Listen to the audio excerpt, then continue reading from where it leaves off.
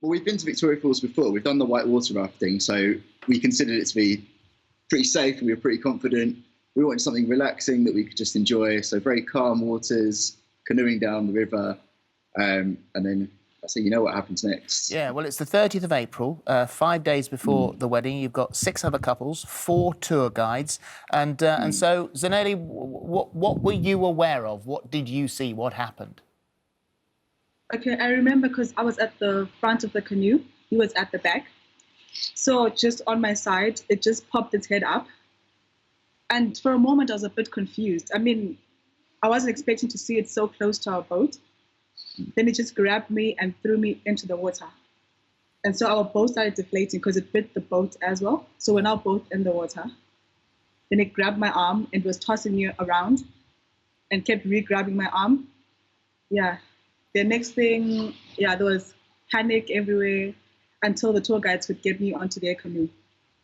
And thank God he did, because you could have lost your life that day. It was an incredibly serious situation. For you, Jamie, how did it feel for you? Because you're watching this sort of unfold in front of your eyes. Yeah, there was no one thought throughout the whole time. There was fear and panic. Like Zara said, the canoe started to deflate. Obviously, the crocodile had pierced the canoe, and that divided us. I'd fell out of one side, so I'd been pulled out the other side. So there was no way for me to get any closer. All I could see was the croc sort of thrashing about, seeing Zara being spun this way, that way. There was no real one thought while it was happening. And then once we were able to pull Zara out of the water and rest her in the canoe on the riverbank, a lot of panic, a lot of crying, obviously. And it felt like forever until the helicopter arrived and we were able to move on. Yeah, I think it was only about 10 minutes for the helicopter to arrive. I mean, obviously, that's going to seem like a lifetime.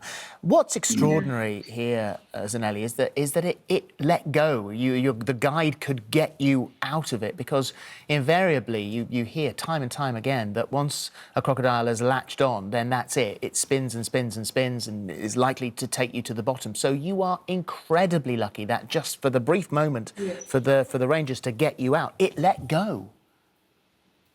To be honest, I'm not very sure if they hit it or it just let go on its own. I'm not very sure. Well, whichever way... I don't know how it let me go. Yeah, whichever way it happened, thank goodness that it did. So they managed to get you to the riverbank, and then the helicopter came in and took you to hospital. Then you were seen and everybody realised that you needed specialist treatment, so that's another 5-hour trip to another hospital. As well as... as far as your arm was concerned, did you know... was it obvious that you were going to lose it, that it was unsavable? Well, to me, it was, because I had caught a glimpse of it, and it was barely hanging on. It was just a piece of skin keeping it together. So I kind of had an idea. So it wasn't like a shock to me when they had to amputate it. So this is the remarkable bit of this story, is that not only did you survive this horrific incident, is that you both, as a couple, didn't want anything to stand in the way of you taking your marriage vows on the same date originally set. So when you said this to the doctors looking after you, what did they say? Did they sort of think it's just not going to be possible? What was their suggestion? Once the arm was amputated, it was then Tuesday, and they knew we had planned to get married on the Saturday. It was maybe only a day and a half. There was nothing mentioned about the wedding. And I think we agree. We thought this is going to be delayed, or this is going to happen sometime in the future. But it must have been the Wednesday evening in the hospital. The doctor said, I think we can accommodate your wedding as long as we have it here on the hospital site in our chapel. And it was maybe a 2-minute conversation Zara and I had. We were both afraid that the other one would want to delay it or leave it.